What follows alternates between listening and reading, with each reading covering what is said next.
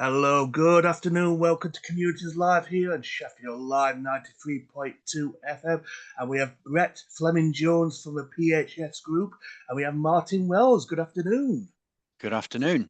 Hello, good afternoon. Now, I'm going to talk. This is a really serious story, and it's also quite shocking. And I've got to say sorry to you, Martin, because you have actually gone through this, but about prostate cancer.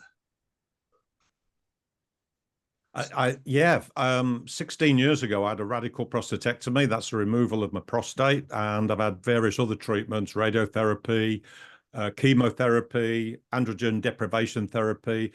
And as I've got older, I'm 70 now, I've noticed that obviously my muscle around the sphincter of my bladder has got weaker, and I've been really at the effect of incontinence. Urinary incontinence has got worse and worse.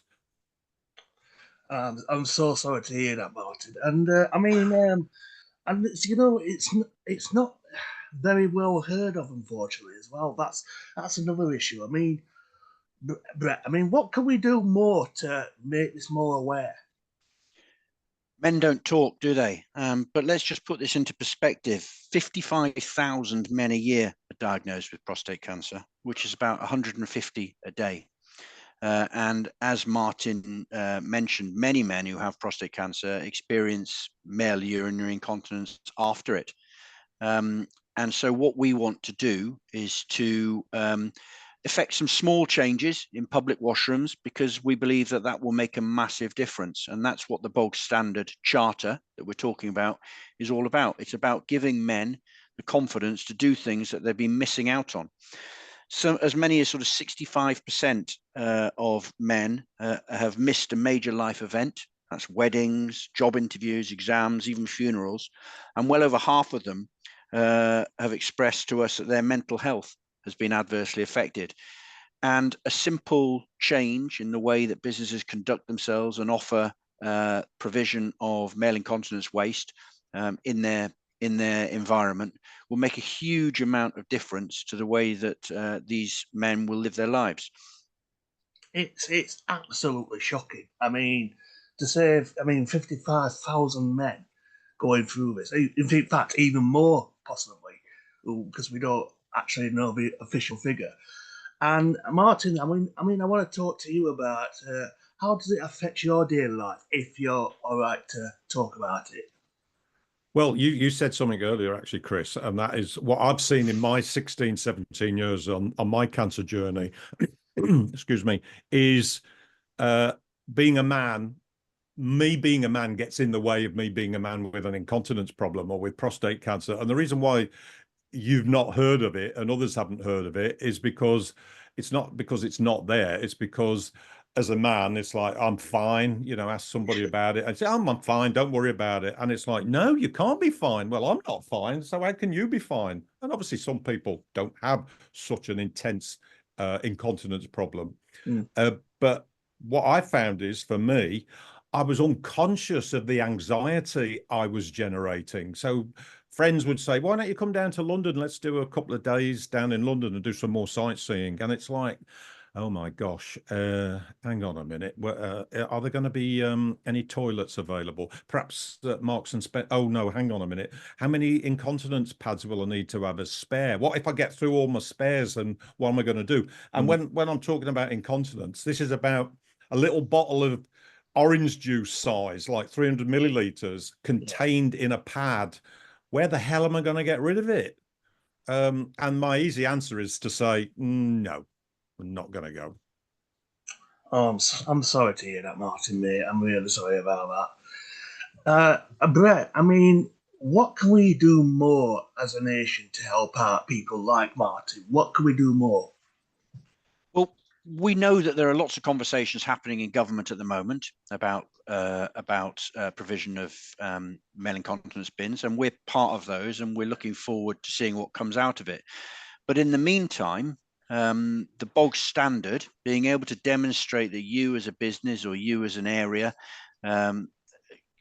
are signed up to the bog standard charter, will demonstrate to men and to their families and their friends that this is an environment that gets it. This is an environment that understands the issues that men who suffer from urinary incontinence suffer from. And they get it, and they are creating a safe space where men know they can dispose of their waste with dignity. It's a charter we want businesses to sign up to say they're made a basic provision in their washroom. It's that simple. And I mean, yeah, I think I agree with you, Brett, because I mean, you do hear a lot of women's problems, unfortunately, on the TV, but you don't hear much about the men's side, which is a shame, really. Well, the issue is massive. We 1 in 8 men, rising to 1 in 4 men amongst the black community, will get prostate cancer, and 2/3 of those will suffer from incontinence at some stage. So we need to work together, everybody, to address the needs of these men, because our research shows that as many as 65% of them have missed a major life event as a result of this.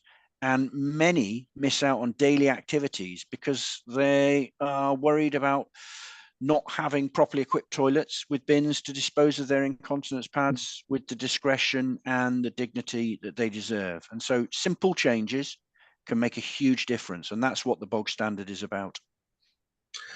And I'm also, I mean, I want to talk a bit about bog standards. So, I mean, how did you that form together?